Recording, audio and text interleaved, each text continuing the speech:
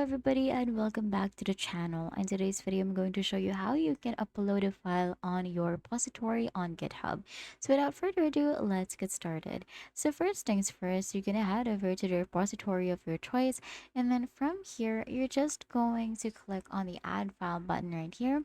Just click on it, and then you're going to click on this create new file or upload files. So in our case, since we want to upload files that are already existing from our desktop, we're just going to click on upload files right here, and then you are going to select the file that you want to upload. However, in repositories such as this one that you do not own or you do not have an access to edit, you will not be able to upload them. Instead, we're going to head over to the repository that is made by myself. I'm going to choose any repository that I have right here, and then we're just going to do the same process. Click on add file, and then from there you're going to click on upload files.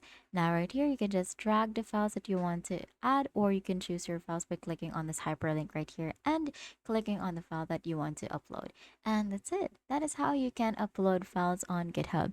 If this video helped you, please don't forget to like the video, and before we end this video, just make sure that you click on commit changes right here so that any changes that you made or any file that you uploaded will be saved.